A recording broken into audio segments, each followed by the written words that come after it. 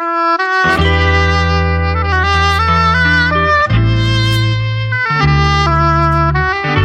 now, Insights with Terri Ep.132 a weekly look through the eyes of predictive astrologer Terri Ep.132. Here's Terri. Hi everyone, I'm Terri, and you're listening to Insights with Terri Ep.132. Thank you for joining me. We're going to explore the week of August the 6th through August the 13th, 2023. There's a lot of information here, so I'm hoping that I can make the use of your time as well as possible. And again, thanks for your time in listening. We are still in a sun sign, Leo, and Leo is a fire sign. The sun is a fire sign, so we have a lot of fire there. So we want to be really careful because Venus, and I've talked about this in past podcasts in the last little bit, Venus, the planet of attraction and love and beauty, our relationships, is also in Leo, fire sign. Not the best necessarily place. It's great for passion, not necessarily for considered responses to things. Fiery. That is going retrograde. And at this point, it's all month, and it's been for a little while. So what we're going to do is we're going to be having some lessons pointed at our relationships, trying to offer us an opportunity to go back in them, try to understand them. How did they evolve? What is their purpose? What's the patterns? How do I fit into all of this? How do they fit into all of this? How does it serve me? How do I serve them? Do I want this still? Would I like to go forward with this relationship? And it can be family, friends, significant others, or potential significant others, new relationships. So the universe basically is just asking us to really review it. Why am I holding on to it? Where am I going in? Where do I want to leave? Do I want to keep investing in this relationship? Does it nurture me? Do I nurture them? Is it something that I can still afford to do? Some become very costly relationships. We have to look at what the cost is. What am I paying? Not talking about money necessarily. What am I paying to be in this relationship? So when you look at it, we have to look at what are you paying? What is the toll for staying here? And that's what this retrograde is supposed to be offering us. Now, you may get surprised. Remember, this is general. It's not pointed to each individual person, which I like to do. But it's trying to get us to look at things. And the challenge will be, because it's so strong right now and has been leading up to it, kind of the musical song where it's hitting its crescendo. That's what's happening with our relationship. So it may involve, I'm going to say, relationships that you would never think it could. And rather than getting personal, which how do you not, but trying to step back, because the High Priestess came up in the tarot cards, which is knowledge and wisdom, and trying to take ego out of it and working through what is that person really saying? What is that other person afraid of? What happened from the other person's perspective? How do I fit into this? What's the lesson here? So not getting into ego. We don't want to be a doormat, of course, but getting into ego makes us look at things differently and maybe handle them differently.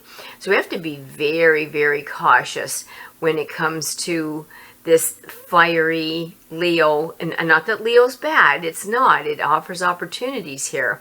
But this fiery Leo energy, and pair that with the retrograde in Venus, I'm just going to pay a lot of attention to relationships and hope my mouth doesn't get me into trouble here. Silence is golden when it comes to this initially. Now, that doesn't mean that you won't be able to address things. It just means maybe trying not to fly off the cuff. Excuse me, saying things that you might have to back away from. It's a fiery energy. Just be careful with it. And Mercury, the planet of the mind, how we think, how we process, is in Virgo. Virgo's a good energy for Mercury. It makes us really think about things. The challenge will be, not this week, but the challenge will be that we're headed for a retrograde, and it will be retrograde at the same time that Venus is retrograde on the 23rd of this month. Now, that's not horrific, but it is an opportunity. Sometimes opportunities can be challenging. It is an opportunity to look at things, to really take things apart. The challenge that I find, because I'm mercurial myself, a lot of my friends are as well, the challenge is that slow processing. I do not just need to slow my mind down any more than I swear it's in reverse, which is what retrograde is. So be prepared for people to make mistakes in the car, when they're driving. Those are critical. Just make mistakes. It depends on what field you're in as far as your career goes.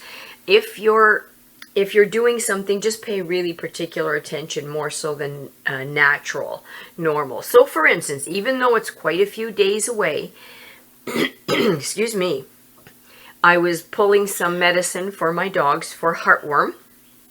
And normally, I've been doing it for decades. But I was particularly careful this time, because a 0.05 might look like a 0.5, and that could be lethal. This is very measuring specific. So I was really, really careful, wrote everything down, looked twice at the syringe, made sure that my weights were correct when it came to the dogs, double checked. So anything that you deem important, you'll really want to be on top of, because this is the time, even going into it and as it changes, we can make mistakes. And my sensitive people, and you know who you are, may start to feel it ahead of time. I'm feeling it already, so it's going to be a very interesting one. And then, as I said, you pair that with the retrograde in Venus. Please tread carefully with your relationships. A great, great opportunity to learn, to grow, to evolve, to find out where we came from and find out where we're going. But it could get us into mud before we get to dry land. This is a really good time if anyone is interested in looking at past lives. I've been interested in it all my life.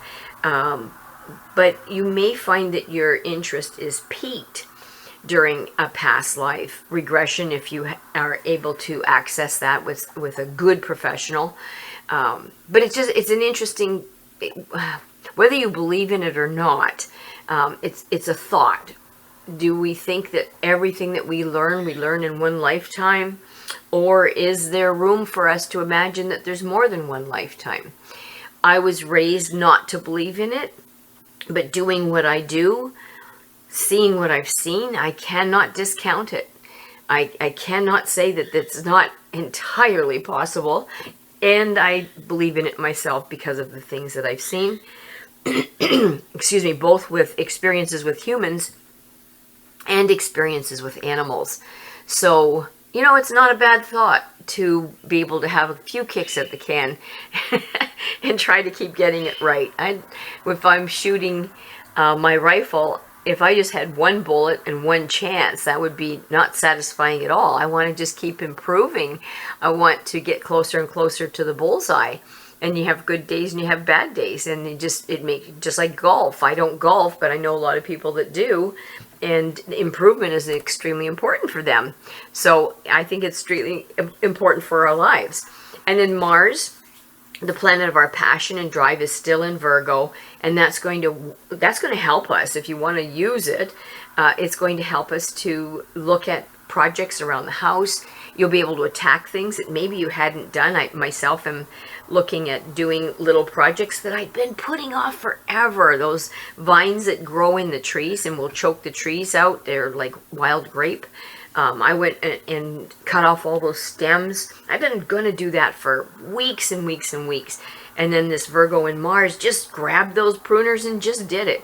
Trimmed all the trees around the porch, around the picnic table. Just makes you feel like you want to do something. I painted the dog walk out in the out in the grounds on the agility field for the dogs, just the things you think, oh my God, it's such a big project. It just makes you want to do it. So don't fight it. Just go in and just do it.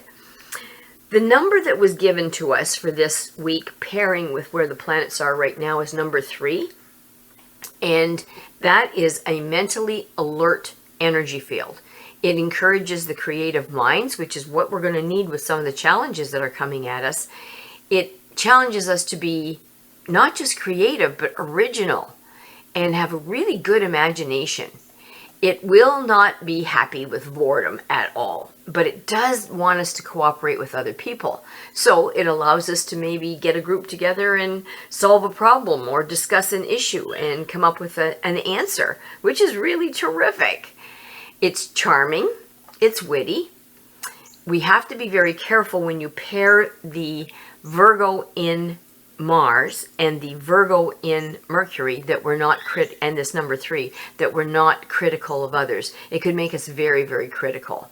It's supposed to help us to learn how to be more diplomatic, which I think the world needs right now. We really do. We need to be able to speak without being sarcastic or rude or ignorant, just absolutely ignorant. There's a lot to be said for diplomacy that I wasn't as grateful for as I should have been.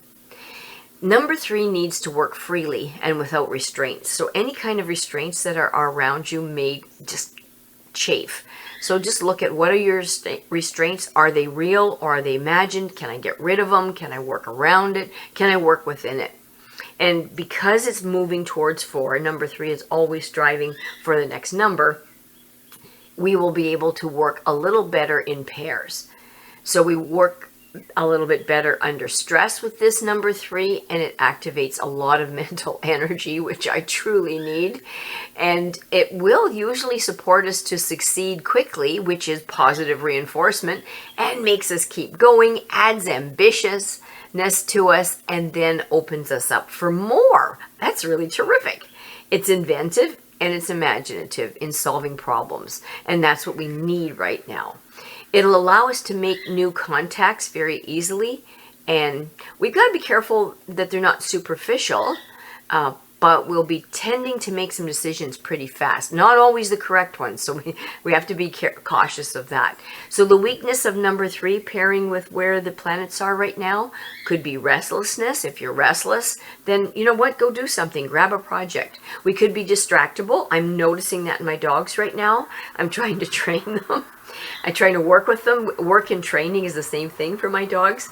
And normally they're pretty good at focusing because we have so much fun training, but they are so distracted and a bad temper. I'm noticing some pretty unruly tempers, experiencing it myself with all that sun and fire sign, a little bit of irritability.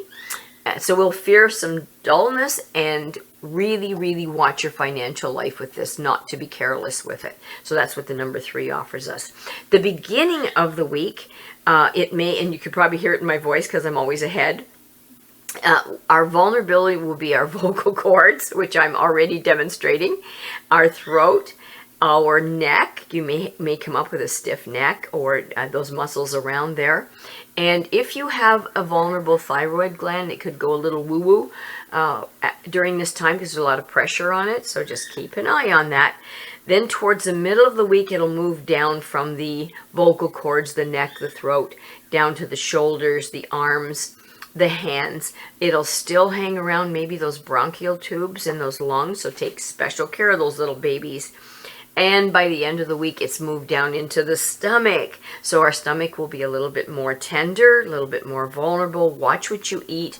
Don't push it right now. It won't want to take pushing. The animal totem that was given to us for this week, it really pushed its way in, is the cardinal. Now, the cardinal, it's such a beautiful bird, isn't it? It seems to be the male that seems to be the one that's being pushed at us right now. So if you see a cardinal, there may be that it's asking you to take time to reflect, to renew your vitality, to look on the lessons that the universe is asking you to learn, and what are they, and developing and accepting a new sense of your own true importance. Cardinals really do shine. They stick out, especially the males. They stick right out. So you can't help but focus on them. Sometimes, and this isn't ego, but sometimes we forget what we contribute. And if we forget what we contribute, then what can happen is we just won't contribute. We won't realize the value of it. So it's asking us to pay attention to what the value of what we offer other people is and keep it going. The males usually are very, very good parents along with the females. And sometimes when they share the egg incubation. And sometimes when they're doing that, their colors start to soften and they look more like the female. The brighter color starts to fade a little bit, just so they're not targets or don't bring the attention to the nest with predatory birds or other issues. So when this happens, it's maybe taking that good thing that we do and letting others enjoy it as well, and pushing the credit and the praise to the other person or to your partner. Now, when they're really red, they're warning rivals. They're saying that, I'm here, I'm dangerous, I'm not afraid to shine. And when it dulls up, it's saying, I'm going to try to help shield my partner, my babies, from possible attention that could be harmful for them. And with this, that red, I don't know, it just brightens up the environment. There's been a cardinal, honest to goodness, trying to get in my house in the last little bit. I mean, literally on the screens. He follows me from room to room to room. He's at the kitchen window when I'm in the kitchen, when I'm in my office, literally clinging to the screen. He looks healthy, so I'm not concerned about his health. He's very robust. I just am amazed, and I hear him about 5:30 in the morning. He starts serenading me so I can get out of bed. Now, the tarot cards that I pulled, just quickly, one is seclusion, but it's upside down, which kind of pairs with the number 3 that we had, that says, be social, get out there and work with other people, look at pairs, be a good working partner with other people. And when this is in this position, it's supporting that completely. Also, the number 3 said to be careful of too much boundaries and being stuck and not being able to work through boundaries. And this particular one, the 9 of Wands, is exactly the same. It's a picture of like jail with bars all around us, and it just wants us to find where the narrowness of the bars are and can we slip through so that we don't get stuck. They don't want us to get stuck, and they want us to look at how can I experience emotional success. What can I do to feel emotionally successful, to feel like I'm good for other people, I'm good with other people, I'm good alone, but I'm also good when I'm with others. So that's emotional success. So they want us to really strive for that, using the card of strength. This is a moral strength, this is not bully at all, and this isn't pushing people around. This is an energy field that just wants us to be gentle and compassionate, but very, very strong in our steadfast ability to just love unconditionally, without judgment and without harshness, and with forgiveness. That's what they're asking us for. So a very emotional week for some of us.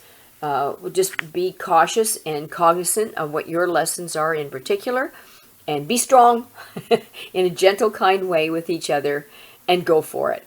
I'd like to take this opportunity to thank Charlie O'Brien. If you need anything done digitally or with photography, he's the man to go see. That's Charlie O'Brien.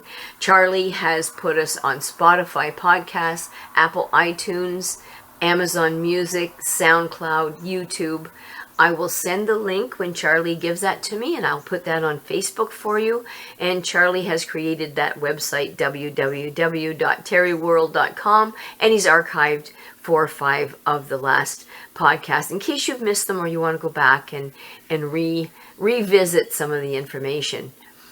And if you would like an appointment for yourself so I can personalize the information for you, my text or phone number is 519-726-6699, or you can email me at terri.coutts@gmail.com. Thanks for your time again, everybody. You have yourself a wonderful week. Be prepared. All right. Bye for now. Thanks for listening to Insights with Terri Coots.